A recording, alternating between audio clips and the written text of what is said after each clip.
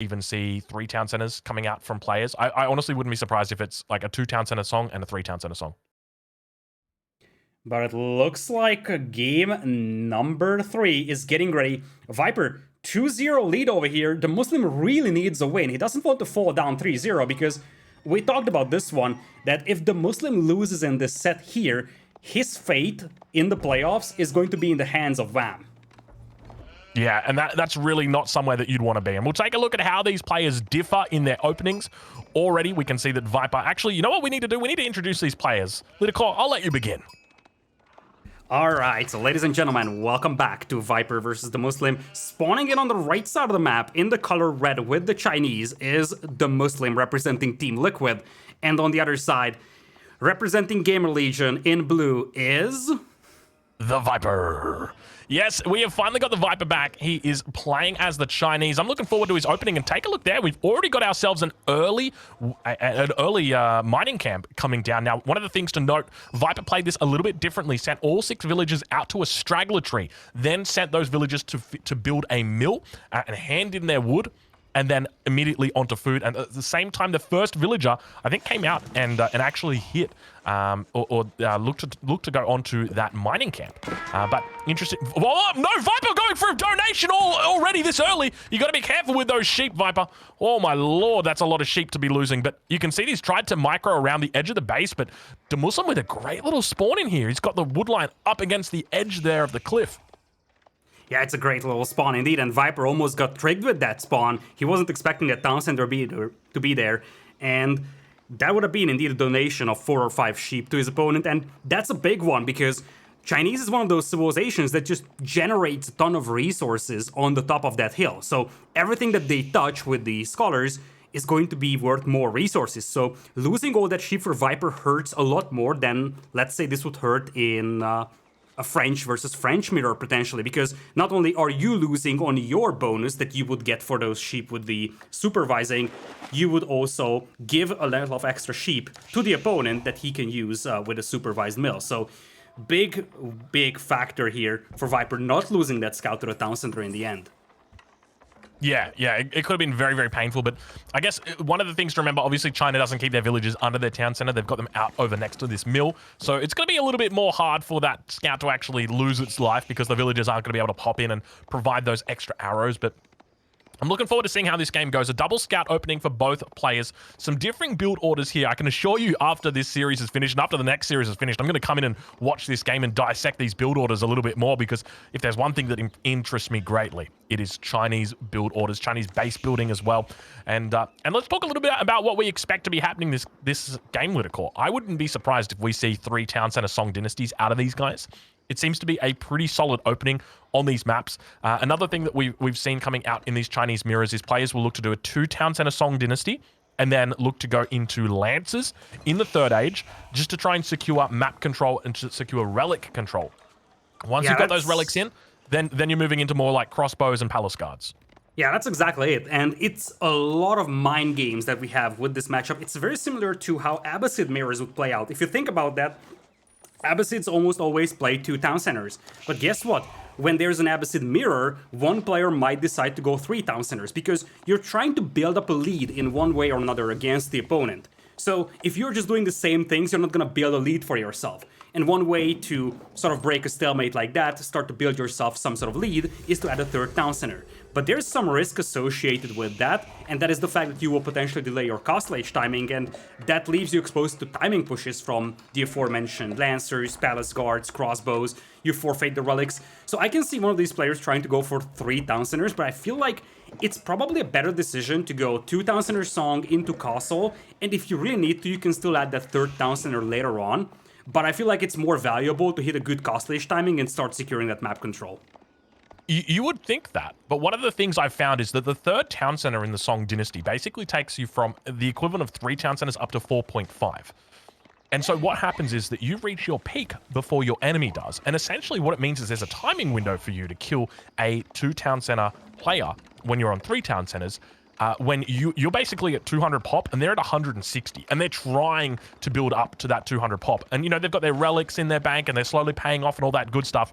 But you're like you've maxed out your army, you've maxed out your villagers, and you are just going to the moon with resources. So there is a timing window that can definitely come in there. But now we see DeMusliM beginning to move in on the villages of the Viper, stuck on these gold mine. We can see that the age up's coming through for both of these players now as well. Viper up at 450, not a bad time at all to be a Chinese aging up. No, not at all. And I have to agree with your point, to be honest, that indeed, if you have a clean transition from that very greedy eco-heavy approach of 3000er Song Dynasty to army production, then you can indeed punish a 2000er build. So it's going to be interesting to see how these players will play it out. Obviously, scouting is going to be a big factor over here because you need to know how many town centers your opponent is playing. And if both players follow the logic that you just explained recently, it's possible both of them will play 3 town centers. Yeah, I've watched a fair few DeMusliM games. I haven't actually seen him go for a 3rd town center as China on this map before. I think it's rare that I watch him play China mirrors though. So I'm looking forward to seeing how he's got it. But I suspect he'd play very similar to an Abbasid matchup, which is where you just go for that 3 town center play against him. But yeah, we can see he's not that heavy on stone at this point. Both players now gathering up stone. Viper very heavy on stone, which to me kind of almost signals that he will be thinking about only 2 town centers himself. But under harassment, under serious harassment, both of these players. Have we got scouts in both bases attacking resources or attacking vills? Yeah, I would assume so. I mean, we've talked about this one in game number 1. You want to harass the opponent as much as possible. And even if you can't kill a single villager, you're going to at one point force back a weak villager to the town center. That's going to be essentially idle time walking back. Now you see that villager is being pulled back. That villager right now is not working. It's not much, but it's honest work, right? It's not much, but it is honest work. Yep, that's exactly it. And with that 2nd town center very close to the first one over here for Vipers, he's playing a very, very compact and small base over here. Only playing with 2 town centers. DeMusliM going for Song Dynasty first, skipping the 2nd town center. At least for now. Yeah, 2nd town center will be coming up. I reckon for DeMusliM probably on that hunt at the back. It's a good little spot for him. Viper's hunts towards the front. One of the things we do see with Viper is he always does seem to go for these town centers right on top of each other like this. Scout going to be going down. Good night, number 1. Oh, Scout number 2 almost going down as well. Jeez Louise, gets out with 5 health. I love this town center placement for Viper because, as you said, it's a very compact base, and it makes it much more difficult to punish a greedy play because you're not up against 1 town center, you're actually up against 2 town center. And that means that, first of all, you can garrison most of your villagers to safety here. And what's more important is that you have 2 town centers worth of firepower. So it's much more difficult to punish such a compact base. Obviously, the drawback is that you are not expanding towards those extra resources.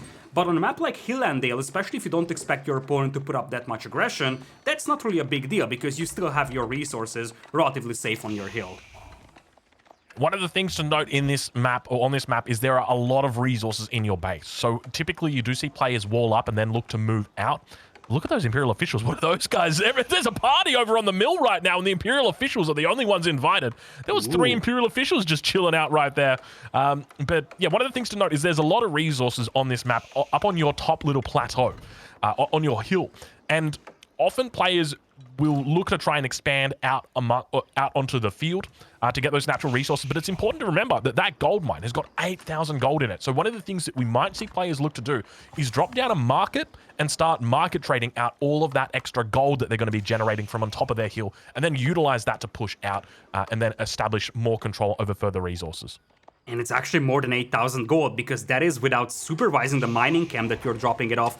One notable difference between the 2 players, by the way, is the placement of the Imperial Palace. Viper's got a solid placement, but how about DeMusliM's placement? If you can take a look at that Imperial Palace, that's touching the lumber camp, the mining camp, the mill, and I think it's also...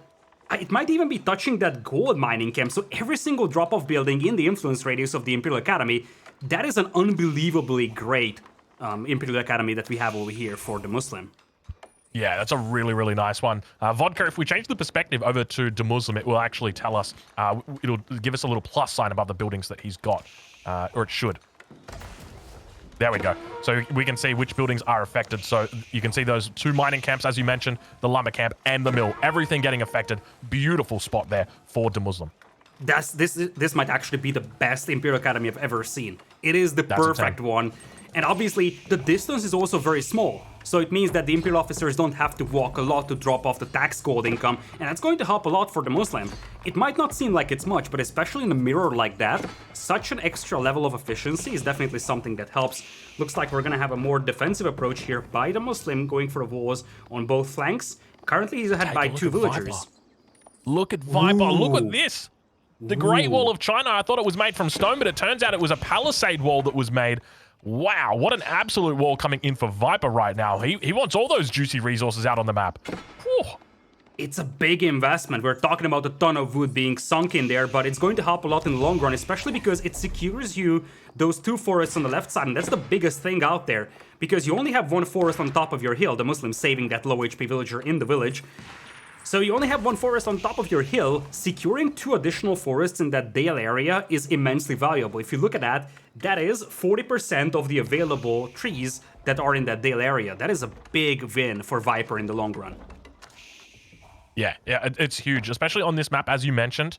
There's only 1.5 forests now. There used to be 2. There were 2 big forests that used to be up on top of that hill, but it's not the case anymore. It's 1.5. They've nerfed it. They made it a little bit smaller, but now we've got the Age 3s coming in for both players. Decent timing for both of these guys here. About standard. You can see DeMusliM slightly ahead with regard to the village account. He got his Song Dynasty in quite a fair bit before Viper did, and that's going to lend it to being a bit more favorable towards him. Barbican placement, obviously, a little bit closer to his base as well, so a little bit less aggressive on that Barbican. Barracks opening here for DeMusliM. He's dropping multiple barracks, actually. He's going to be up to 3, which is a sign that he doesn't really want to supervise them. If you are going for like a Palace Guard play here, you probably don't go for more than 2 barracks at the beginning if you want to supervise 1 or 2 of them. So 3 barracks could be a sign that DeMusliM is going to keep his supervisors on the resources, and he's just going to use more barracks for production. Yeah, Viper with a couple of idle villagers there, but we do see him going for the Lancers. So this is something that I would recommend in this mirror. If you're looking to play 2 town centers, go for a Lancer opening. It's going to enable you to control the relics a little bit more effectively than any other opening, and will enable you to get out on the map and look to pick those up. We'll check in over on the base of DeMusliM. I want to see if he's actually got a monastery down just yet. We know that Viper's already got one out. He's got 2 monks in queue. But for DeMusliM, that's the question. He's not actually up to the next age. They're only just coming through now. Dropping down double village as well. And yeah, I guess the question is, what does he look to go for from here? Because on 2 town center Song Dynasty, you're looking for something to set you apart from your opponent. And for Viper, he's found it. It's going to be the relics and a lot of idle villages as well. But the Lancers, as well as the monks, going to be able to pick up those relics and mean that Viper's going to have a great little lead. Look at all these idols for Viper. Yeah, and I'm not exactly sure what's going on for Viper. I hope he didn't just disconnect, because he is suspiciously underreacting to those idols, but it looks like now he's going to fix them. But yeah, you're right about this one, Viper. He's doing something to gain an advantage, that is, collecting the relics, whereas for DeMusliM, he's playing very defensive. Now, he is banking up a ton of resources right now, grabbing the Veteran Spearman upgrade. It's possible he's thinking about, okay, Viper is going heavy on the Lancers, so I can just go for my Spearman and my Nest of Bees, go for a more aggressive approach. But let's not forget that ultimately in a Chinese mirror, or honestly, in the current meta, if you're just playing Chinese against any civilizations on this map, your ultimate goal is Ming Dynasty and Grenadiers. So it's not impossible that one player will try to just rush that Ming Dynasty, try to go for early Grenadiers. Yeah, we can see Viper now going to be pulling that boar into the action as well. Look at the boar go. A couple of knights in here trying their best to screen for that relic, or that monk rather carrying the relic. He's going to be making his way back towards the base. The safety of the wall is going to be coming out. Viper not losing a single unit there, looking very, very good as he makes his way back through the walls. That monk going to be coming through with just a little bit of health. He's got 2 relics in the bank right now. He's going to be careful not to lose these lances, and keep in mind he's got 2 relics behind his walls over to that west side. So he's going to be securing a 4-1 relic advantage here over his opponent. That's assuming that the DeMusliM wants that 1 relic that's sitting outside his base. Otherwise, Viper might go and snap it away. And it looks like we're going to have DeMusliM operating with the mills over here. This is a big debate between pro players, whether the granaries are actually worth it. And it looks like DeMusliM is not a big believer compared to Viper, who is. So Viper is going to place that granary out there. I am personally a big believer in the granaries, but, well, I am just a gold scrub, so I'm probably wrong about that one. But one of the things that you get with the granaries is that you have less building to supervise. So if you ever end up wanting to supervise your fruit production, a granary pays off a lot better supervising than a mill does, because you have a lot more farms around it, right? Yeah, that's exactly right. And there's a very nice build that you can do where it was posted on Reddit. Basically, you get a granary, you supervise it, and you put 2 layers of farms around it in a beautiful format. I think it works out to be 32 villages surrounding it. And essentially, it is a very, very efficient way for you to do that. The only issue is you need a lot of space to do it. And you got to remember, you can't have town centers nearby, you can't have other mills because you want to be dropping off at that one supervision point because it's going to be amplifying everything that you're doing by 20%. But speaking of 20%, Viper going to need more than 20% of the vills that he's got out here right now to hold this because these spearmen are looking to get through this gate very, very quickly. Yeah, Viper looks like he's going to throw away these villagers to buy himself some more time because guess what? He's going into Imperial in the next few minutes. In fact, probably the next 1 minute out there. He's actually pulling a monk. I wonder if he tries a Vololo because that monk wasn't going towards the monastery. He was going to the front. Yeah. We can take a look. He turned around. He was just pulling it back. But now we begin to see the way that this meta unfolds, and DeMusliM doing the right thing here. Oh, he's got to be careful. That nest of bees could go down. If he splits right here, I don't know why he's not. He could just go and take that out. Yeah, he's going to split and take it out. Yeah, that is the correct move. Very, very unfortunate for Viper here. Throwing away a nest of bees. That's his only nest of bees as well. Military numbers for Viper actually looking pretty short at the moment. There's a bit of a push happening towards the front as well. More spearmen going to be coming out, and DeMusliM going heavy spears and only nest of bees. Now, the problem is you get 2 or 3 Springwoods out for Viper, and he's going to be A-okay, but now Viper going for the Fast Imperial. There it is. This is something I've theorized about. I genuinely think Fast Imperial for China is insane. I actually think it's almost unstoppable. If you can get to Imperial, oh, he's doing it. Oh my God, he's going for fire. He's doing it. He's doing it. Get it out here, Lidakor. You're thinking Fire Lancers? I'm thinking Grenadiers still. Fire Lancers are definitely Chocunu, baby. Chocunu. Oh, no. Oh, yeah. Oh, yeah. I mean, he'll go Grenadiers as a as well. temporary reaction, it's fine. I agree. Like, Chukunu right now against the Spearman, that's perfectly fine. But your long-term goal is going to be Grenadiers for sure. We'll have to see if Viper is going to play this greedy and go straight towards Grenadiers, or if he's going to mix in some Chukunu. Yeah, it's going to be Bombard's Chocunu. He'll push with Incendiary Arrow. Oh my God, I'm loving it, Viper. Hey, I didn't realize Viper's a bit of a Drongo fan. He's been watching my videos, I see. I love this. This is such a smart opening from him to go into this because now your opponent is forced to make a decision. And you can see DeMuslim's going to be reacting with his own Imperial Age. He's got a little bit of a lead here, but remember, Viper has got that 5th relic now in the bag as well. He's managed to capture it. And we see that Viper now pulling out the Chocunu. Still yet to get that veterancy upgrade, though, but I suspect he'll be heading into Grenadiers shortly as well. We can see that stone wall coming down for him. Viper is a Grenadier enjoyer. We have seen this guy enjoy Grenadiers like crazy. So I wouldn't be surprised if we start to see those bad boys come out.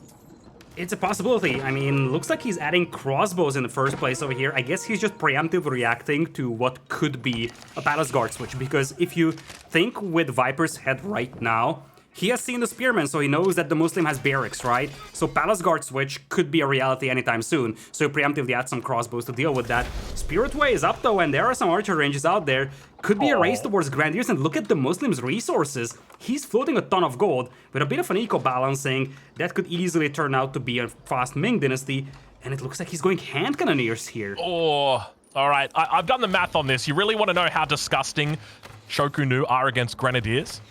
I can tell you, I've actually done the math on this because I was trying to wrap my head around this. It's absolutely ludicrous, the difference between these 2 units specifically.